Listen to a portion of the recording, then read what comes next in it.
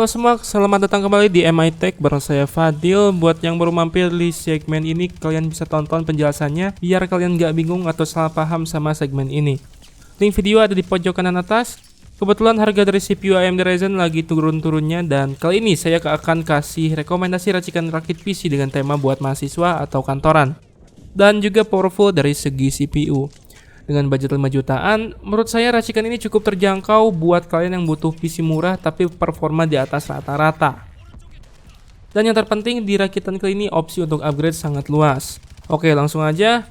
Untuk prosesor kita pakai AMD Ryzen 5 4650G. Prosesor ini performanya masih sangat luar biasa dan di harga segini udah sangat mantap dapetin CPU ini. Untuk performanya kalian bisa lihat di video komparasi Ryzen 5 4650G dan 5600G. Dan karena CPU ini sudah tertanam iGPU VGA 7, jadinya masih bisa diajak gaming ringan dengan sangat lancar. Bahkan gaming AAA pun masih oke lah ya. CPU ini punya performa Ryzen 5 3600 dengan iGPU-nya Ryzen 5 5600G. Jadi CPU ini punya price to performance yang sangat bagus. Sayangnya CPU ini masih menggunakan PCIe Gen 3 yang mana akan berpengaruh apabila kalian akan menambahkan GPU discrete dengan interface PCIe 4.0 ke atas. Dan untuk cooler CPU-nya, kita masih mengandalkan stock cooler. Lalu untuk motherboardnya kita pakai ASRock A320M HDV-R4. Motherboard ini adalah motherboard M4 paling murah ya, dan sampai sekarang masih punya support CPU Ryzen hingga 5000 series. Kalian pasti bertanya-tanya kenapa pakai motherboard entry level seperti ini. Memang betul spesifikasi motherboard ini akan terasa terlalu pas-pasan apabila disandingkan dengan Ryzen 5 4650G.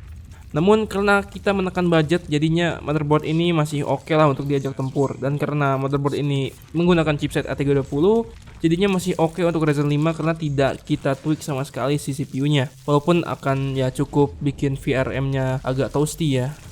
Untuk RAM kita pakai Team Elite Plus 2x8GB 3200 MHz.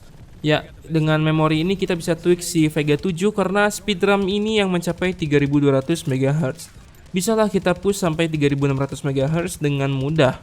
Dan juga harga RAM ini yang masih cukup terjangkau namun dengan speed yang oke. Selanjutnya, untuk SSD kita pakai Pioneer SATA SSD 240GB. SSD ini lumayan terjangkau dengan durabilitas dan performa yang cukup oke ya. Dan yang terpenting SSD dari Pioneer ini tercover garansi distributor WPG selama 3 tahun. Untuk power supply kita pakai Deepcool PF400. Brand Deepcool adalah brand yang mantap ya untuk urusan cooling. Namun untuk urusan power supply masih kalah saing sama brand lain. Tapi untuk kualitas masih cukup lah ya. Deepcool PF ini adalah seri yang menggantikan seri DN.